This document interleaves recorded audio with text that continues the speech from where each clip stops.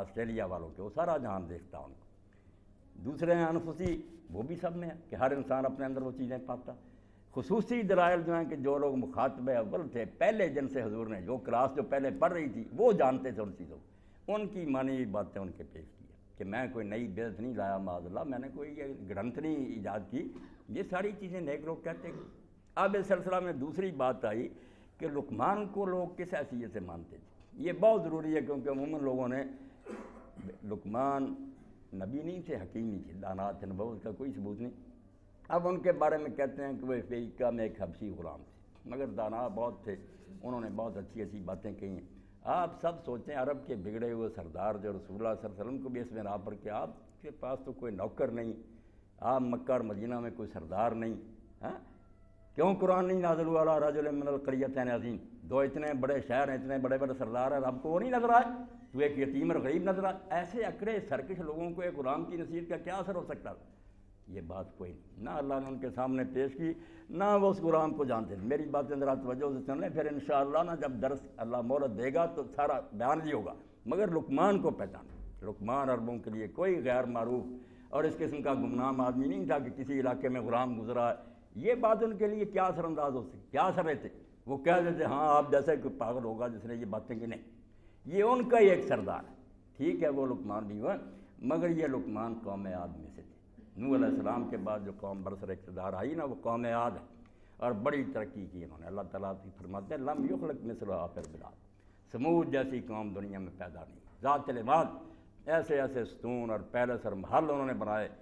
کہ انسانی تمدن وہاں تک نہیں پہنچ سکا، اتنے لوگ تھے، وہ ان کا سردار تھا۔ یہ لقمان جو تھا وہ غلام نہیں تھا، عربوں کا سردار تھا، اور قوم عاد سے وہ واقف تھے۔ لقمان کا تذکرہ ان کے شاعر طرفہ اور اسی طرح سلمہ یہ سب کرتے آئے تھے، ان کے شعروں میں سب باتیں موجود تھیں کہ لقمان جو تھا وہ پیٹریارک تھا، قوم عاد کا وہ سردار تھا، رئیس تھا، اس لیے ان کا بادشاہ گزرا، اور عرب اس کی اہمیت کو جانتے تھے کہ یہ کوئی معمولی شخص نہیں گزرا۔ یہ دھیان سے سن لیں کہ کیوں لقمان کا حوالہ دیا، عربوں کے لیے یہ ایک اتھارٹی تھی، ان لوگوں کی نظر میں تو بہت چھوٹی کا آدمی گزرا تھا، ان کا سردار تھا، ہیرو تھا۔ اس لیے قرآن پاک نے کہا یا رسول اللہ کے اتنے خلاف ہو گئے اور جس دعوت پر یہ باتیں تو تمہارے جو اچھے نیک لوگ گزرے ہیں، دانا بڑے، وہ سب کہتے کہ یہ ساری چیزیں وہ اپنے اشعار میں بیان کرتے تھے۔ اگر یہ حضور ہی بیان کرتے وہ کہتے نہیں کوئی لقمان نے ایسی نصیحت نہیں کی، سب معروف تھی، ان کی جانی پہچانی یہ ٹریڈیشن تھی، یہ روایتیں ان میں چل رہی تھی کہ لقمان سردار تھا قوم عاد کا، اس نے یہ نصیحت کی، اس لیے وہ جٹلا نہیں سکتے تھے۔ اسی کو میں نے کہا نا کہ یہ خصوصی دلائل، یہ ان کے لیے جو مان رہے ہیں، وہ تو مان رہا، وہ کیسے انکار کرے؟ ہاں دوسری قومیں کہہ سکتی ہیں کہ ہم نہیں مانتے کو لقمان گزرا، اس نے کوئی ان کے لیے ہے بھی، ان کے لیے عمومی دلائل، یہ ان کے لیے ہیں جن سے مخاطبین متعارف تھے، پہچانتے تھے، ان کی اللہ تعالیٰ نے یہ ریفرنس دیا کہ تمہارے جانے پہچانے لوگ۔ اور اب جو نصیحت ہے وہ بھی آپ اندازہ کریں کتنی قیمتی ہے، اہم، آگے چل کر آتا ہے اذ قال لقمان لابنہ، بات کو زیادہ مؤثر کرنے کے لیے اور طاقتور بنانے کے لیے اللہ نے کہا یہ لقمان نے کسی راہ چلتے آدمی کو بات نہیں کی تھی، پھر بھی تم کہہ سکتے ہو کہ اس کو کیا دلچسپی تھی، کسی کو گمراہ کر دیا، یہ اپنے بیٹے کو کہی۔ بہت اس فکرے میں ہی نا اتنا زور ہے، بیٹا جو ہے انسان کے جگر کا ٹکڑا، آدمی سب کی بدخوائی کر سکتا مگر اپنی اولاد کی بدخوائی نہیں کر سکتا۔ اللہ نے کیسا اس کو مؤثر بنایا کہ جو واقعہ تمہیں سنا رہے ہیں کسی غیر کا نہیں ہے، تمہارا سردار تھا لقمان، اور بات بھی اپنے بیٹے سے کہی ہے۔ اور قرآن مجید میں یہ روایت ملتی ہے جس کو ہم نے نظر انداز کر دیا، ڈاکٹر صاحب نے بھی ٹھیک کہا، ہم اپنے بچوں کے لیے سب کچھ کرتے ہیں، یہ پڑھے لکھیں دنیا میں ترقی کریں، مگر جو اصل دولت تھی ان کے حوالہ نہیں کرتے، دین کی کوئی فکر نہیں کہ اچھے انسان بنیں، مرنے کے بعد بھی نیک نامی حاصل کریں، اللہ کے حضور بھی کوئی فکر نہیں نا۔ حالانکہ اصل میں تو نا بچیاں میری بیٹھی ہیں، علامہ اقبال فرماتے ہیں سیرت فرزنداز امہات، ماؤں کا کام صرف یہ نہیں ہے کہ کما کر لائیں اور بچوں کو سوٹر بوٹر رکھیں، ماؤں کا اصل کردار یہ ہے جو باپ نہیں ادا کر سکتا، باپ صرف ٹھیک تھوڑا سا حصہ اس کا بچے میں، باقی سارا دھندا ماں کا۔ اسی لیے قرآن و حدیث میں آپ دیکھتے ہیں ماں باپ کا ذکر اجمالاً ہوتا ہے کہ والدین کے ساتھ نیک سلوک کرو، الگ نہیں باپ کا ذکر آئے گا، آگے بات ماں کی چلے گی کہ ماں نے تکلیف سے پیٹ میں اٹھایا، تکلیف سے جنا، پھر 2 سال اٹھائے، پھرتی رہی، اس کی قربانی اللہ بیان کرتا ہے۔ اور اسی لیے رسول کریم علیہ الصلوۃ والسلام نے جب لوگوں نے پوچھا کہ کون زیادہ حسن سلوک کا مستحق، فرمایا تیری ماں، پھر پوچھا فرمایا تیری ماں، پھر فرمایا تیری ماں، چوتھی مرتبہ کہا تیرا باپ۔ ماں بڑی صفت ہے، سیرت فرزنداز امہات، اور یقین جانے یہ دنیا میں جتنی کرپشن اور خرابی ہے نا یہ ماؤں کی غفلت ہے، ہم نے ماؤں کو اور کاموں میں لگا دیا، بیچاری نوکریاں کریں یا بچوں کو سنبھالیں، اور بچوں کو سنبھالنے کو اتنا حقارت سے ذکر کیا کہ یہ تو بچہ پیدا کرنے کی مشین، یہ ظالم فکرے گاڑ لیتے ہیں نا، بچہ پیدا کریں، بچے سے اعلیٰ چیز کو اس کائنات میں ہے کہ ایک وجود انسان دنیا میں آ رہا اور وجود بھی اللہ کا بندہ ہوگا، محمد رسول اللہ صلی اللہ علیہ وسلم کا امتی ہوگا، اس سے بڑا کیا کارنامہ جو انجام دیتی، اور اس لیے 3 مرتبہ اس کا ذکر کیا۔ تو اس لیے اللہ پاک نے، آپ ذرا دیکھتے رہیں کہ فرمایا لقمان کی نصیحت ہے، کسی ایرے گہرے کی نہیں، تمہارا سردار گزرا، تمہارے شعراء اس کے تذکرے کرتے ہیں، اس کو اپنا ہیرو مانتے ہو، نصیحت بھی لبنی اپنے بیٹے سے۔ آپ قرآن مجید میں دیکھ لیں، جو بڑے آدمی سے دنیا سے گئے ہیں، سب سے بڑی فکر انہیں کیا رہی ہے کہ بچے دین پر ہیں۔ قرآن مجید بتاتا کہ نہیں کہ ابراہیم علیہ السلام کی پہلے پارے پڑھتے ہیں، وَصَّىٰ ابراہیم بنی ہے و یعقوب، ابراہیم علیہ السلام موت کے وقت بھی اپنی اولاد کو وصیت کر کے گئے کہ بیٹا نہ جائیداد کی فکر ہے نہ زمین، مجھے فکر یہ ہے کہ میرے بعد بے دین نہ ہو جائے۔ یعقوب علیہ السلام کا کہا ام کنتم شہداء اذ حضر یعقوب الموت، کیا تم لوگ اس وقت موجود تھے جب یعقوب علیہ السلام کو موت آ رہی، کیا سوجی اس وقت، کوئی فکر نہیں ہوئی اور کسی بات کی۔ فرمایا اپنے بیٹوں سے کہ میرے بیٹے بعد تم کس کی پوجا کرو، فکر ہے تو یہ کہ کہیں مشرک نہ، کہا ابا جی بے فکر نہ ہے، تیرے اور تیرے باپ دادے کی ایک خدائے واحد کی بات کریں گے، دنیا سے خوش ہیں۔ اللہ کہتا جتنے نیک لوگ تھے نا، سب سے بڑی دور و جوہرات کو دے گئے اور ان کی اصل میراث اور ترکہ تھا وہ تو دین تھا، مگر اب اس کو ہم نے چھوڑ دیا نا، اور یہ کہتے ہیں کہ یہ پردہ ترقی میں ہے، نہیں، یہ بچیاں پردے میں کر رہی ترقی، اللہ تعالیٰ ان کو اور مدارج دے۔ کون سا پردہ، کپڑا راستے میں رک جاتا، پردے میں رہ کر اتنی قابلیت حاصل کرتی ہے، صرف شیطان لوگ چاہتے ہیں کہ جو حفاظت کا احسار ہے نا ختم کر دیا جائے، بدماشی کے لیے کھلا میدان بنے، ورنہ اس کے لیے علاوہ کوئی بات نہیں۔ اقبال سے بڑھ کر کون پڑھے گا؟ ان فرسیوں کا استاد تھا جیسے دہر کے ائمہ، جو دہریت کے الحاد کے امام تھے نا، جنہوں نے لوگوں کو کافر بنایا، ان سے پڑھا فلسفہ، مگر کفر نہیں اثر کر سکتا۔ تو وہ یہی بات کہتے ہیں کہ کیوں دین رہے گا بچوں کے پاس، بطول باش ہو پنہا شاد یا تھا، نصیحت کی کہ بیٹا میں سب کچھ پڑھنے لکھنے کے بعد کہتا ہوں کہ فاطمہ بن جا، اس دور بے حیا کی آنکھوں سے چھپ جا کہ در آغوش شبیر بگیری، پھر تیری گود میں حسین پیدا ہو۔ اگر تو بے پردہ ہو گئی، عیاش لوگوں کے ہتھے چڑھے گی، کچھ نہیں ملے گا، دین و دنیا برباد۔ جتنا پردے پر اس نے زور دیا کسی نے دیا، اور آپ حیرت سے دیکھیں گے کہ اب اس کی بہو اور اس کا بیٹا جو ہے ناخلف، ان کا تو چھوڑیں، آپ کیا حال کہ سر میاں محمد شفیع بہت بڑے اس وقت مسلمانوں کے رہنما تھے لاہور میں، تو ایک اجلاس بلایا، کیا ہو کچھ سیاسی معاملات طے کرنے، علامہ اقبال کو بھی دعوت دی کہ آپ فیملی سمیت ہیں، علامہ بیوی کو نہیں لے گا، بچیاں بھی سن رہی ہیں، آپ بھی سن رہے ہیں۔ تو علامہ اقبال سے پوچھا انہوں نے میاں شفیع صاحب نے کہ آپ بیوی کو نہیں لائے؟ فرمایا نہیں، میری بیوی پردہ کر۔ انہوں نے کہا پردہ کرتی ہے، اس وقت اتنی بے حیائی تو نہیں، تو فرمایا کہ اپنے گھر میں ہمارے بھیج دینا، زنان خانے میں بھیج دیتے۔ اقبال نے کہا نہیں، جن گھروں کی عورتیں پردہ نہیں کرتی ان سے بھی اپنی عورتوں کو پردہ کرنا۔ اور آپ دیکھ لیں اسرار خودی اور رموز بے، وہ کہتا ماؤں تمہارا اصل کام یہ ہے کہ سیرت فرزندات، یہ لوگوں کو بم دے سکتے ہیں، چاند پر لے جا سکتے ہیں، انسان نہیں دے سکتے۔ بچے اگر تیار کرنا نا پاکیزہ، یہ ماؤں سے پیدا ہو، جوہر صدق و صفات امہات، ماں سے جو موتی ملے گا بچے کو اور صلاحیت وہ نہیں، کوئی نہیں دے سکتا، نہ کوئی مدرسہ نہ کالج، ماں کی گود دے۔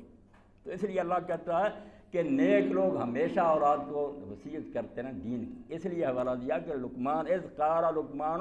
لابنہ، غیر سے نہیں انہوں نے کہا تھا اپنے بیٹے سے، تاکہ سنتے ہی لوگوں کے ذہن میں بیٹھ جائے یار بیٹے کی خیر خواہی نہیں کرنی تو اور کس کی کرنی۔ اس لیے جو نصیحت بیٹے کو کی ہے اس سے زیادہ کوئی بات نہیں ہو۔ اور اس کے ساتھ ایک لفظ اور بڑھا دیا، قرآن مجید کا کمال دیتے ہیں، یہاں ایک شوشہ بھی زائد نہیں ہے چھوٹی کتاب مگر از کتاب صاحب دفتر شدہ۔ اقبال کہتا ہے عرب کے ان پڑھ، ایک کتاب ہی صرف حضور نے دی، نہ کوئی حدیث کا مجموعہ تھا نہ مدرسے، کتاب یاد کی صاحب دفتر شدہ، اور اس کے بعد وہ دفتروں کے مالک بن گئے، پوری دنیا کو انہوں نے فلسفہ، میڈیسن، ہر علم میں اتنا کچھ دیا دنگ کر قرآن سے۔ تو فرمایا وہ یائز، یہ ساتھ بھی بڑھا دیا کہ کبھی ہوتا بچے سے ناراض ہے یا کوئی ایسے موقع پڑی خواہ مخواہ چلتے پھرتے کہہ دیا، نہیں، لقمان نے اپنے بیٹے سے کہا غیر سے نہیں، اور کہا بھی اس وقت وہ یائز۔ بعض کہتے ہیں خیر خواہی سے نصیحت کرنا، جب وہ دل سے کہہ رہا تھا کہ بیٹا میں دنیا سے جا رہا ہوں، میرے بعد بیٹا اس راستے سے نہ ہٹ۔ اللہ نے ایسا ماحول پیدا کیا اس واقعہ میں کہ واقعی جو باپ ہے نا اپنی اولاد کے بارے میں چوکنے ہو جائیں کہ بننا تو لقمان چاہیے، اپنی اولاد کی ایسی خیر خواہی نہیں کہتی، وہ مریض ہو جائیں اگر جسمانی طور پر اتنا خطرہ نہیں، مر ہی جائیں گے نا ٹی بی وغیرہ سے، مگر اگر یہ مرض مہلک لگ گیا، اخلاقی طور پر کوڑ ہو گیا، کیا نتیجہ نہیں، ابدی جہنم میں جائیں گے۔ تو لقمان کا آپ نے سن لیا کہ یہ وہ لقمان نہیں ہیں جو حبشہ کے غلام تھے، ان کی بات عربوں کے لیے کوئی اثر انداز نہیں ہو سکتی۔ یہ قوم عاد کے سردار تھے اور اپنے قبیلے کے بادشاہ تھے، اس لیے عرب لوگ ان کو جانتے تھے، ان کے شاعر ان کی داستانیں بیان کرتے تھے، اللہ نے ان کا بیان کیا۔ اور بیان کیوں کیا؟ جب رسول اللہ صلی اللہ علیہ وسلم کی دعوت عام ہوئی ہے قرآن میں، ان کے بڑے بوڑھے پھر اپنی اولاد کو روکنے لگے کہ نہ ہم بوڑھے ہیں، ہم کوئی پاگل ہیں، صدیوں سے ان چیزوں پر جمے ہوئے ہیں، باپ دادے کے طریقے پر رہو، تم پاگل ہو گئے ہو، کیوں چھوڑ دیا اس راستے؟ اور اس بارے میں اتنا تشدد سے کام لیا اگلی آیت میں جو اللہ نے اپنی طرف سے بیان کیا۔ لقمان نے نہیں اپنا ذکر کیا، تواضع سے کام لیا، والدین کا حق نہیں بیان کیا، انہوں نے اللہ کا کیا۔ اپنی کر دیتے، ہم کہتے خود غرض، بیٹے کو کہہ رہے ہیں بیٹا باپ کا ادب کہہ رہے ہیں، وہ چپ رہے، وہ اللہ نے کسر پوری کی، وہ طور تضمین ہے، اللہ نے گرہ لگائی، انہوں نے اتنا ہی کہا کہ اللہ کا شکر بیٹا کرنا۔ بعد میں جو فکرے آئیں گے نا کہ والدین کے ساتھ نیک سلوک کی ہم نے تاکہ یہ اللہ نے بڑھایا کہ لقمان کے لیے تو یہی مناسب تھا کہ وہ خود غرضی نہ کرتا، اپنا نہ پیالہ سامنے کرتا، بیٹا سمجھتا اپنے مطلب یہ نہیں، مگر ہم یہ کمی پوری کرتے ہیں کہ اللہ کے بعد سب سے بڑا کہ والدین کو، وہ تشریح میں آپ سن لیں۔ مگر اللہ پاک نے فرمایا یہ نصیحت جو لقمان نے اپنے بیٹے کو، بیٹے سے زیادہ کسی کی خیر خواہی نہیں کر سکتا، اور موقع بھی ہے نصیحت کا، سرسری نہیں کہہ رہا، دل سے اور سوچ سے سمجھا رہا کہ بیٹا یہ صحیح رہا۔ یہ چیزیں ذہن میں رکھ کر جب ہم دیکھیں نا کہ یہ ان لوگوں کے سامنے واقعہ بیان کیا گیا جن کے لیے ایسا نہیں غیر معروف کہ ہم جانتے، وہ جانتے تھے، لقمان ان کے سامنے کی شاید تھی، ان کی شخصیت سے واقف تھے، جب ان کے سامنے یہ حوالہ دیا اس موقع پر جب بڑے بوڑھے تنگ کر رہے تھے، زیادہ لوگ نوجوان ہی اسلام کی طرف آئے تھے، اور یہ بھی قرآن مجید سے پتہ چلتا، میں خوش ہوں نوجوان شامل ہوتے ہیں درس میں، نوجوان ہی موسیٰ علیہ السلام پر ایمان لائے تھے، بڑے بوڑھے ڈر گئے تھے، وہ کہتے تھے پہلے تھوڑی سختیاں آ رہی ہیں، موسیٰ تو آ گیا، فرعون تو کچل دے گا ہمیں، نوجوان نکلے۔ اور اصحاب کہف کو بھی آپ دیکھتے ہیں بوڑھے ڈر گئے تھے، دقیانوس نے کہ اب کہا یہ اس کو پوجو دیوی کو ورنہ اڑا دوں گا، سارے مان گئے۔ 7 نوجوان کھچیا، اللہ کہتا جوان خون گرم تھا، اس قام کھڑے ہو، کھڑے یہ نہیں کہ وہ بیٹھے تھے کرسی پر اٹھ کھڑے ہو، کھڑے ہونا دلیری کا مظاہرہ کہ انہوں نے کہا ہم یہ بزدلی نہیں دکھا سکتے، کھڑے ہو گئے، للکارا انہوں نے کہ ہم نہیں دقیانوس یہ بات مانیں گے، رب صرف اللہ۔ اس کے نتیجہ میں دیکھیں پھر ان کے لیے سنسار کرنے کی دھمکی ملی، وہ غار میں جا سوئے۔ تو یہ بوڑھے اس طرح ہی حضور کے زمانے میں کر رہے تھے کہ ہماری بات مانو، جو ہم کہہ رہے تھے ہم دانا ہیں، عمر رسیدہ ہیں، تجربہ، چھوڑو اس کی باتیں نہ مانو جو باپ دادے کرتے آتے، اور اس بارے میں جبر سے بھی کام لینے، اگلی آیت آپ کو خود ہی سمجھ آ جائے گی کہ کیوں اللہ نے کہا کہ اگر ماں باپ زور لگائیں گے شرک کر، یہ نہیں کرنا، نیک سلوک کرنا ہے، بہت خدمت کرنی ہے۔ میں تھوڑا تھوڑا اشارہ کر رہا ہوں، انشاءاللہ پھر موقع ملا درس پورا آ جائے گا سامنے کہ والدین کا یہ حق بالکل نہیں ہے، وہ اپنی خدمت کروا سکتے ہیں، شرک نہیں کروا سکتے، کیونکہ سب سے بڑا حق اللہ کا، اگر وہ اس کو ہی چیلنج کریں کہ نہیں اللہ کی بجائے ہماری مانو، پھر نہیں مان۔ اور اس سلسلے میں جو سختیاں کی پریشر، اس کا ایک نمونہ آپ کی خدمت میں عرض کر دیتا ہوں کہ مشہور صحابی رسول ہیں سعد بن ابی وقاص، عشرہ مبشرہ میں سے ہیں، 10 ان خوش قسمت لوگوں میں سے ہیں جن کو حضور نے جنت کی بشارت دی، اور یہ شرف بھی انہیں حاصل ہے کہ رسول اللہ کے ننہال جو تھے حضرت آمنہ کے میکے، ان میں سے عبد الرحمن بن عوف اور یہ سعد بن بنو زہرہ میں سے، اور رسول اللہ بہت فخر سے کہتے تھے کہ میرے ماموں جیسا کوئی ماموں تو پائے۔ سب سے پہلا تیر بھی اللہ کے راستے میں حضرت سعد نے چلایا جہاد میں، اتنے بڑے آدمی، مگر جب اسلام لائے تو بوڑھی ماں نے نا پریشر ڈالا کہ ساتھ چھوڑ دے یہ دین۔ انہوں نے کہا نہیں اماں میں خدمت تیری کرتا ہوں، دین میں نے قبول کیا یہ سچا۔ اس نے کہا میں کھانا پینا چھوڑ دوں۔ صحیح مسلم نے دیکھے سچ مجھ چھوڑ دیا، کہنے لگی نہ سائے میں جاؤں گی، نہ کھاؤں گی، نہ پیوں، مر جاؤں گی۔ اب لوگ حضرت سعد کے پاس آئے کہ آپ کا نبی تو کہتا ماں باپ کے سامنے اوپنا کہو، یہ کیا ہو رہا؟ آپ ماں کو خوش کریں، چھوڑیں اسلام، مانیں اس کی بات۔ یہ مسئلہ پیدا ہو گیا، یہ سورہ عنکبوت میں بھی یہ اس زمانے کا بہت بڑا معاشرتی ایک مسئلہ اٹھ کھڑا ہوا کہ ماں باپ کی اب مانیں تو یہ تو کہتے ہیں شرک پر جمے رہو، عقل یہ کہتی ہے کہ توحید حق ہے، رسول سچا۔ تو حضرت سعد جو تھے نا، ان سے لوگوں نے بہت کہا کہ یار ماں کو منا۔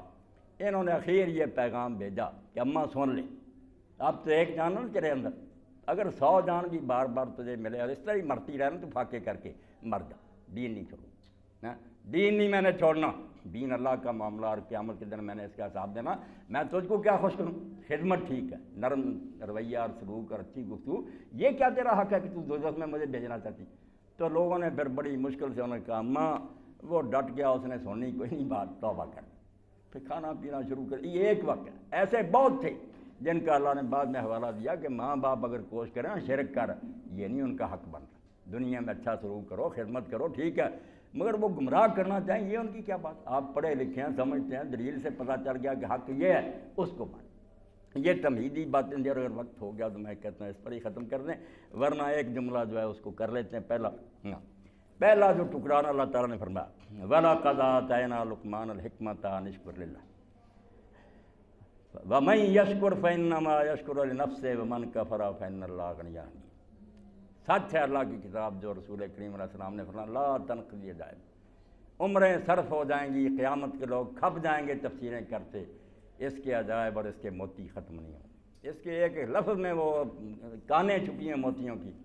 ہزاروں تفسیریں لکھی ہیں، ہر لکھنے والا نئے نئے نقطے ختم نہیں ہوتی، یہ کام جو ہے نا یہ ختم نہیں ہوتی۔ اب اللہ تعالیٰ فرماتے ہیں کہ ہم نے لقمان کو حکمت دی اور اس حکمت سے اس نے کیا سمجھا کہ اللہ کا شکر کر۔ آپ سب پڑھے لکھے ہیں، یہ علم ساری دنیا کو بھول گیا، آپ نے فلسفے پڑھے، سائنس پڑھی، بڑی بڑی ڈگریاں، مگر بات سادی والی ہے کہ علم کہ راہ بحق نہ نمایت جہالت۔ یہ کتابوں کے سارے ڈھیر جہالت سے بھرے ہوئے ہیں جو اللہ کا راستہ نہیں دکھاتے۔ اگر اللہ نہیں انہیں اس کا سرا نہیں پکڑایا کچھ نہیں، یہ سب جہالت ہے۔ کتابیں رٹی، امتحان پاس کے، روٹی کمانے کا ایک دھندا علم۔ علم وہ ہے جس سے پتہ چلے کہ میں کون ہوں، کس نے بھیجا، کیوں آیا ہوں، کدھر جاؤں گا۔ تو اللہ کہتے ہیں لقمان کو ہم نے دانائی دی۔ اس سے ایک بات تو یہ ملی کہ عقل، جو شروع میں نے کہا تھا کہ وزڈم اور عقل خدا کا بہت بڑا دیا۔ آپ پہلی سورہ میں دیکھ رہے ہیں من یؤت الحکمۃ